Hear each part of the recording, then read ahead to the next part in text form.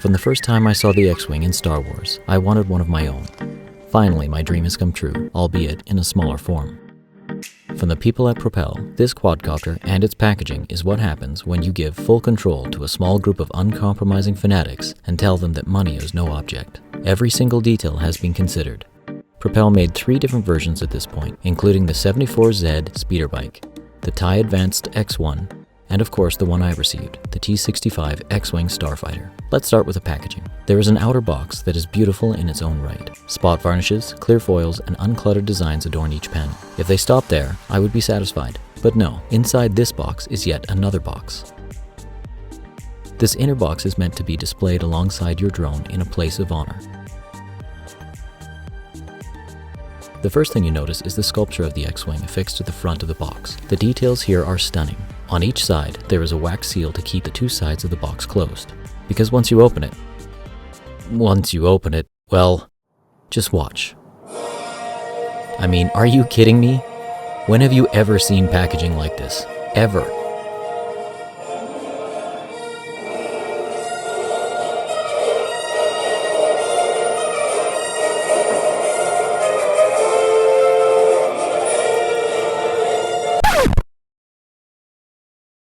Lifting the clear lid allows you to take the X-Wing out of its holder. It's a snug fit, but does come out with relative ease. The craft is hand-painted with battle scars, which takes the piece to a whole new level. I say piece because this really does feel like art. The craft has running lights, and even lights in the engine. The package comes with 3 batteries in the shape of the cockpit, with R2-D2 clearly visible taking up the rear.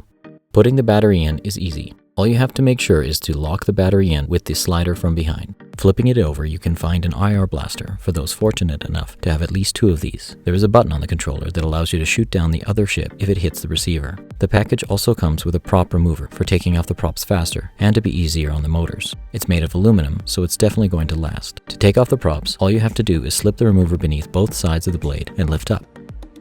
Now let's take a look at the controller. The build quality is equal to much more expensive drones. The plastic is solid and has some weight to it. The flashing light with the Rebel logo reminds me a little of the red ring of death from my Xbox 360 days, but it will give you information of what flight mode you're in.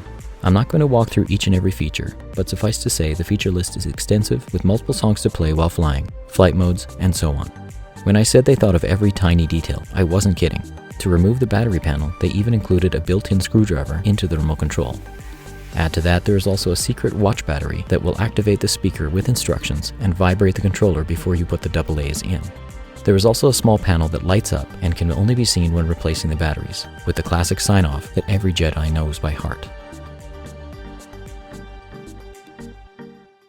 The controller has a phone holder for a future app that is supposed to be released shortly. It appears the holder was designed for a slightly larger phone, as my old iPhone 5S is a little loose when sitting in the holder. I may share an update once the app comes out, but for now, it tucks away neatly. The fact that the controller will speak to you during your flight, play music from the movie, and has voices that call out classic lines if you fly too erratically is just awesome. But this isn't just a piece of art to be admired, it should be flown, so let's take it out for a spin. Today it's pretty windy, and to be honest, this is no Mavic Pro. There's no GPS, and wind will definitely push this little guy around. I'd recommend flying it over grass if you can. If you lose control, there's less likelihood of you scuffing or even breaking it beyond recognition. Since it is so windy, and the space I'm flying isn't very large, I kept it at a slower pace within Mode 1, but it was more than fast enough. In fact, it was a blast to fly at any speed. All in all, I would highly recommend this battle drone for collectors who don't just like Star Wars, but those who love it.